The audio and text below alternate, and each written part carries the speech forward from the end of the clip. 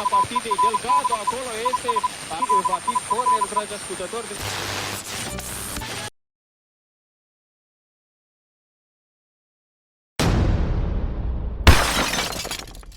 Hello and welcome back to It Ain't Broke. I'm Richard Jackson and we are broadcasting live from my living room in the jungles of Verde. I'm joined by young man Duncan Casey. Hello, young man Duncan Casey. Hello, equally young man Richard Jackson. Good answer, correct. How are you? I'm all right, I'm good. I think you're less good because of what I done to you. We're here to talk about Robocop Prime Directives. Yeah. Well, I did lose a few IQ points, I think, in the process of that. So here's the thing. In the year 2000, a Canadian company went and made 4 Robocop TV movies on not much money. And what's happened is these have kind of disappeared from the popular consciousness. And I would say, I could be glib about the Robocop remake, I'm not going to. This is probably the worst Robocop thing. Quite comfortably. At least Robocop Alpha Commando is kind of, at least that's got a sense of humour. Like, this is just brutally awful. I will give it this. There's a segment in it in which, I don't want to jump ahead of ourselves, but there is a segment in it where there's an animated cartoon about cyborg ninja, right? Whatever it is. And I was like, it has signs of being self-aware, which the Robocop remake did not. I mean, it didn't. It was very po-faced and seemed to miss the mark quite a lot. So it almost has creative. I'm gonna throw this out here.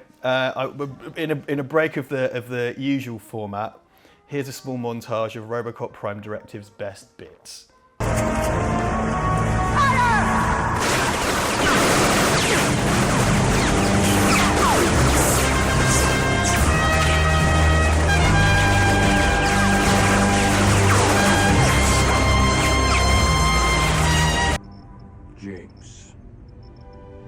I want you to look into your father's eyes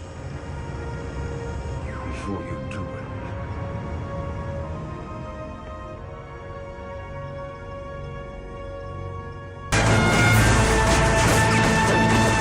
Haven't enough people died today?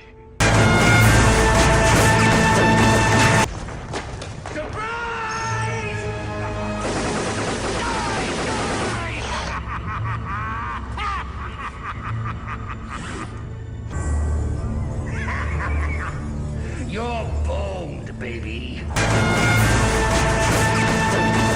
Right, so I hope you enjoyed that as much as I enjoyed editing it, as much as future Richard enjoyed editing it. So where to start with this? There are 4 episodes, they're an hour and a half each, so there's a 6-hour kind of mini-series essentially. It is violent, it's kind of quite bloody, it's got all that. I personally, this is one of those things where I followed its production when it was happening. So I used to go on a forum called, there's a website called Robocop Archive, and I used to go on their forum and I followed this when it was happening, and the guy who produced it, I can't be bothered to look it all up. Again, the guy who produced it was like kind of like, yeah, it's going to be dark, it's going to go back to the roots of Robocop. And it does have satire, and it does have gore, but it has very little else. Now, poor Duncan has only watched 1 episode at my behest. So Duncan watched 90 minutes of it. It's got Jack Bauer's wife off the first season of 24. Leslie Hope. In fact, it came out, well, the episode I watched came out in 2001, which was the same year that 24 came out. So that was a hell of a year for her. Yeah, quite the year. I'm doing these 2 pilots. Yeah. So the concept is it's 10 years after the events of Robocop. It seems to avoid Robocop 2 and 3. So it's we don't need Neil Blomkamp's Robocop film. We've already had it, and this is it. And it's really, really, really good. So one of my first things to say, let's talk about the cast.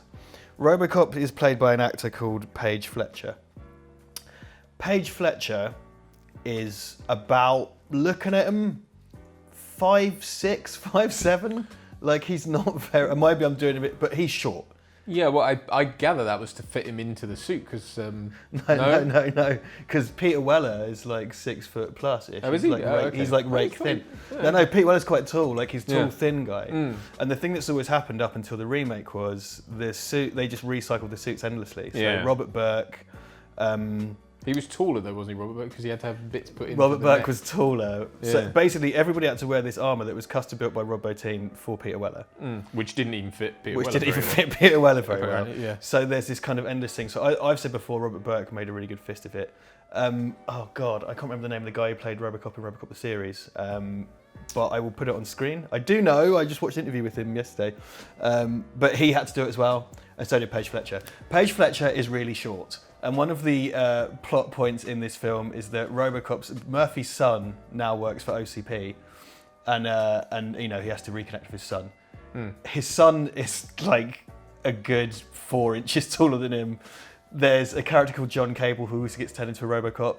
He's quite a lot taller than Paige Fletcher. They don't even RDJ it and put him on a box. You know what I mean? Yeah. So Robocop is this really short little dude. He always has this look. He's like, That's his kind of thing. yeah, That kind of it's the Crichton spare head. yeah. Smooth. It's yeah. That for me was the takeaway. Was that they got a surprising amount right as far as the sort of world of Robocop and the it's drawn out too much. They It's one of those definitely get it to some degree, right? Like they get it. It's a 40-minute episode strung out to an hour and a half. That's the problem with Times 4. it. Yeah. But so I think it's knowing, but it's like I was saying to you earlier. It's like there's high production value in areas like there's big explosions and there's cars going off piers into the river and all sorts of stuff like that. But then the Robocop stuff itself is so low budget. It's weird, isn't it? Of all the places to spend the money, because one thing they've done, and I've already decided to include this in my best bit, so future Richard's already done this. When he takes the helmet off, and I remember this when they produced it, it's just completely clean and smooth. So all of the body horror's gone. He looks sort of like if you covered your foreskin in tinfoil and peeled it back slowly and drew a face on your bell end, that's what it would look like. He sat there just like, Just looks like a peeping bell end out of a foreskin. Well, yeah. Mate, you missed some of the best bits as well. You did. There's a bit in the end, the very end, where he goes like, "Look into your father's eyes," and takes off the helmet. I've seen that clip. Oh yeah, and leaves the things chin that- bit, yeah, and he's yeah. going, and he starts to cry, and he does this thing where he goes, What is that about? I mean, he's sort of doing that in this one, like with he's just like. It's like, I think it came off to me like he was acting far too much like a robot. Like he was trying to be. What would a robot? I say seem or to do? remember, and I could be wrong here, but I seem to remember when this was all happening, like Paige Fletcher said that he said that he hadn't watched Robocop and he hadn't intended to base it on any prior performance, which is fine. But what happens is he wants to be like Robbie the Robot from the Thin Planet. So his interpretation is bleep bloop bleep bloop. Yeah. And the costume is it's sort of like a kid wearing his dad's t-shirt. So he walks around and he does these things. He's really jerky because like Peter Weller and Robert Burke, like they're really studied. They're quite particularly Peter Weller, like he worked with Moni Yakim and stuff. Yep. Like they're really studied, and he just kind of goes like. Bleh, bleh. And the thing is, when he does his jerky movements, the whole costume like clatters on him, like kind of Tin Man style. Well, they don't shoot it right. They cover it. Like, you know, there was a lot talked about with the first Robocop that a lot of it's down to the coverage of the suit. There's bit like it doesn't help when you see it in 4K and you can see all the like, you know, velvet under it. It's like when I think in the making of that they say if you shoot it from certain angles below the waist, he kind of waddles, and they had to kind of work against that. Yeah, like his bum wiggles if you know, because of the sort of metropolis, the Maria hips. But yeah, I mean and it's the same with the laying cable guy. He has this thing because they're like, what's better than one gun? 2 guns, and then they redo that scene from first Robocop where it's the, you know, when you're seeing it from his POV and they're doing all the tracking things, but this time he has 2 tracking things, and then he literally does it. He has this thing that he's decided as an actor, this is what Cable does. And it's a bit... So just to wind this back a bit, we meet Murphy's former partner, who's called John Cable. He's played by Maurice Dean Wint, who was in the first Cube film. And he's got this motif that he's kind of an Old West gunslinger. So Right. he has 2 pistols, and they keep using this kind of cheap stock Western music over ridiculous. it again and again. But he has this thing where he goes... like that with his gun. He has this very like when they turn him into a Robocop. That's black as well, or darker. It's like well, it's like black metal and it's got the reflective visor. Yeah. And yeah, his thing is that he's got 2 Auto 9s, and every like there's all these explosions, all this shit going off, but when they fire guns, it's that shitty like After Effects. And, like, and clearly on the day, there's a bit where there's quite a few bits where Robocop gets shot at by a group of police. And it happens, and it's just like, and it's just like, and I just know that obviously weren't any bullet hits or squibs on the day. So it's like, can you imagine that? Oh, That's God. a guy, that is a grown man, albeit a shorter man, less statuesque, a shall we tinfoil say. wrapped penis. It was tinfoil wrapped bell-endy penis going, you know, I mean, look, I don't like to speak ill of other actors because it's not, you know, it's just not the done thing. But it's also, you know, it's coverage. What I find astounding is the fact that like they managed to get things like there's huge explosions and people jumping away from explosions. At one point, Robocop jumps out of a window. Yeah. Which looks honky, but the scene where those guys first meet. Like, and he goes out the window. And he lands and goes, as if he'd need to, and then walks off. And that's slightly Muttley-esque. Yeah. And there's a bit where I can't remember. I don't know if it's in the episode you watch, but there's a bit where Robocop goes undercover, like he's on the lam. Oh, yeah, so he wears like a cloak, and he's walking through this market like. I am a rat. Like, and he goes and buys a microchip and stuff. It's the Raphael in the trench coat thing. He should have worn the hat as well. Like, oh my god, he's just... Which is, you know, the Robocop on the lam is just from Robocop 3. Right. Now, there's a scene that you didn't see because it's in another episode. There's a kind of motif set up that something happened between Murphy and Cable, you know, back in the day. Yeah. And there's one scene in this that's a really standout scene. It's really good. Just for clarity, Paige Fletcher is awful as Robocop. He looks stupid. He doesn't have the physicality. The suit is far too big. There's one scene where he visits his own grave. And for whatever reason, that scene, the chin piece and the helmet's like separated from his head. I remember seeing a thing about that. Someone said it's because he didn't have a custom-made helmet. That was the one. Yeah, because it's all made for Peter Weller, and he's tiny. Yeah. Anyway, there's a flashback scene where Cable and Murphy go to a house call for a rabid dog, and it's back in the day. It's meant to be set just before Murphy transfers to Metro South in the first Robocop. Right. And they go and apprehend a serial killer, and Cable executes a serial killer, and they cover it up. And both of them are really great in it. And Paige Fletcher is really good as Murphy, and just as like a cop, like they're because they sure it's like a serial killer guy, but they are both playing kind of workaday cops, which is what, you know, Murphy should be. Yeah, he's not a superhero, and he's really good. Like Paige Fletcher as Murphy in those scenes is really great, and that comprises about 9 minutes of 6 hours. And you could go watch it. There are lots of uploads of sections of it on YouTube. Yeah. And it, you know, credit where credit's due. Like in those scenes, he's really great. Like, as Robocop, he's awful. Like it's the worst kind of. It's a weird thing. Casting is really important in most things. It's a sort of dark art in some ways. It's hard to pin down, but people are either right for something or they're not. And you know, he's obviously someone who can act, but it's just, I mean, put him in that, to come at it and go like, I'm not watching the original one and I'm going to do my own take on it. It's like, but you are, this is following up from that. You ought really to study what came before so that you at least have an idea, not to copy it. But that's a kind of actor's arrogance thing where it's like, no, it's mine now. It's my I'm put my stamp on it. And so, well, you are, that kind of irritates me when I'm with an actor currently, but I hate it when it's kind of like, no, I didn't watch that, I'm doing my own interpretation. It's like, you're taking over in a sequel or whatever. Because if you're like Doctor Who, the point is that the whole personality changes. You can do that. That's the whole point. It's supposed to be almost a different person. Yeah. But if you're sort of like, well, I'm going to be James Bond, but I'm playing him Chinese. It's just kind of like, oh, hold on, like what? Like, what? Well, then that invites the whole race talk about James Bond, which I don't want to get into. Danger, Will Robinson. We're spending too much fucking time together, mate. Jesus. But it's I mean, I think, but even just to absorb the material, like I think it's really important that actors understand that they aren't.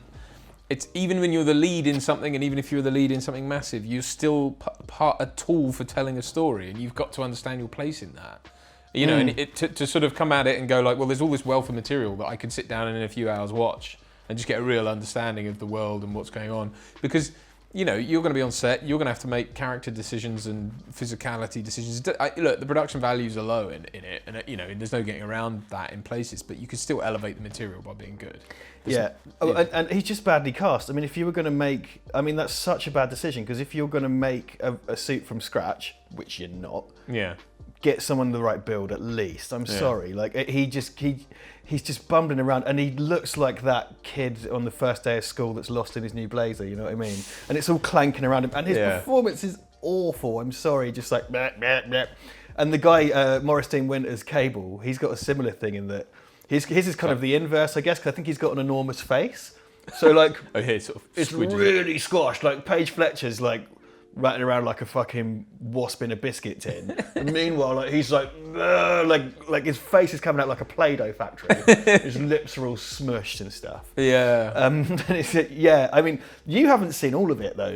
I mean, it's you know, yeah, and it's frustrating. I mean, I think I suppose the doubly frustrating thing is like in a thing like that, he's given more opportunity, because I know that the Robocop series, I didn't watch all of it, but when I was younger, I used to watch it, and it was very toned down and very. You know, it felt like it was kind of A-team-ish. It was sort of neutered in a lot of ways, and I think this was a good opportunity for an actor and for anyone to actually get in, you know, and do some really interesting work with it. But it's like there's subtlety and nuance. Like you know, we talked about it before, but you know, in Robocop 2 with his whole thing, we're talking to his wife. It's a beautiful performance from Weir in that, but it's underplayed. But there's the tension in the air is palpable. It's partly how it's covered, and it's partly the production values, but the acting in it is knowing. You know he knows that it's all internalized. It's studied. And it's there in his eyes. It's studied and lived in, and to be like, look at your father's eyes, and think that this is. I love that scene so much. I mean, what's the thought process there? You know, and it should be a distilled. I mean, especially when you're talking about a cyborg, shouldn't it be a very distilled, efficient performance in everything? You know, it's like efficiency of movement and stuff like that, and kind of should be kind of minimal. I think so. Both him and Maurice Dean Wint do loads of kind of snappy head, and it's like no, that just doesn't work. Like you need to. And I appreciate that as an actor, there is a budget, and you know something that Peter Weller talks about is that they had to shut down production so him and Moni Akeem could work on the movements and stuff. Yeah. Clearly Paige Fletcher didn't have that. What Paige Fletcher did have was 3 films and a TV series he could have fucking watched. I need to just, in fairness to Paige Fletcher, that's something I kind of half remember from the time as him saying that he hadn't really studied it. I can't prove it immediately. Someone might want to back me up here, but you know, that's how it looks on screen. It looks as if he just kind of went, yeah, fuck it, robots. And if he had studied it, he's obviously made the decision not to use any of it, which is sort of almost doubly bad. That's worse, yeah. I mean, I think, you know, I mean, I can watch the original 2 Robocops, get a real sense of, you know, Peter Weller and Moni Akeem put in all that work, but it's like, it shows on screen. You can, you know, this is the benefit of reading textbooks and stuff like that, is that you get to not waste your time working it out through experience and get the learned experience. So it's like, it's invaluable to watch what Peter Weller did in Robocop. In Robocop. You know, and it is there, and I watch Robocop and I'm like, yeah, I get it. I get everything you're doing on it, and you know, and if I was an actor, I had to go play Robocop, I'd be like watching that with a fine tooth comb. And now obviously we have the benefit of the internet where you've got him discussing the movie. There's that Q&A he did at a screening, which is fascinating. So there's real process there, isn't there? Yeah, and you can still build on it and make it your own, but you know, I think just to sort of not bother. It's like a kid who didn't do his homework, and it's really evident in a lot of the scenes. You know, it's funny. It's really funny because I remember when this was being kind of produced. They talk the talk in that it's going to be violent, it's going to be dark, which, you know, something that these days is alarm bells for me, because I'm sort of like, that doesn't make something good. Yeah. But like it was going to be satirical, it's going to be violent, it's going to have the equivalent of kind of like an R rating or something like that, and it's going to be kind of satirical. And there are tons of like satirical little ads and stuff in it, and I do think it's well intentioned. Yeah. But they squandered it so bad because it's kind of like, shit, you know what, like, You've got these insane kind of pyrotechnic set pieces. You've got loads of great locations. You've got the original suits. You just need to put them on the right guy. You know, you've got all this stuff going on. You've spent the money in the wrong place. And if you'd made it this kind of more intimate story, because it's really like Saturday morning cartoon sci-fi hogwash for the most part. You know what I mean? It's not. The frustrating thing as well is that they spend a lot of time.